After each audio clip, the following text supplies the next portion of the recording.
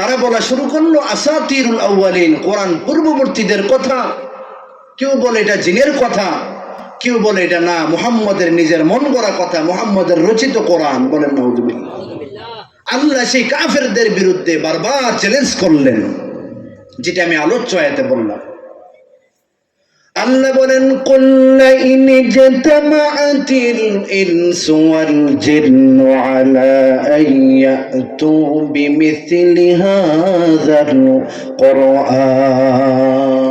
প্রিয় নবী মুহাম্মদ সাল্লাল্লাহু আলাইহি ওয়াসাল্লাম, আপনি বলুন, দুনিয়ার সমস্ত জিন এবং মানুষ যদি একজোট হয় কি জন্য? এই একটা মিশনকে সাকসেস করার জন্য, যে এই কোরআনের অনুরূপ একটা কোরআন বানাবে। আল্লাহ বলেন লা ইয়াতুনা বিমিথলিহি ওয়ালাউ কানা বা'দুহুম লিবা'দিন যাহিরা।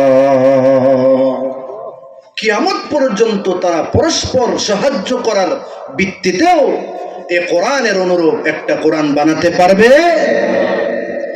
এর কিছুদিন পরে আবার আল্লাহর পক্ষ থেকে চ্যালেঞ্জ আসলো।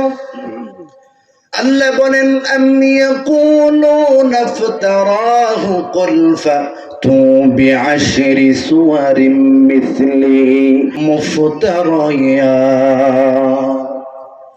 এর কিছুদিন পরে আল্লাহর পক্ষ থেকে চ্যালেঞ্জ আসলো, এই কোরআনের অনুরূপ তো পারবে না, তো এই কোরআন থেকে 10টা সূরা বানায় নিয়ে আসো।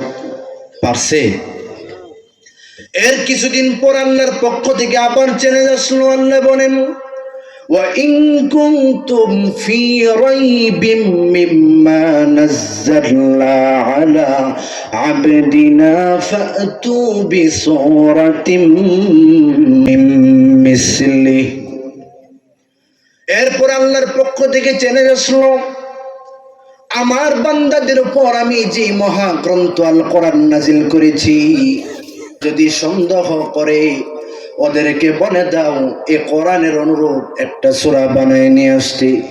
এরে মুসলমান, কিয়ামত পর্যন্ত কোরআন থাকবে, এই কোরআনের অনুরূপ একটা সূরাও কেউ বানাইতে পারে নাই। 1400 বছর পার হয়ে গেল,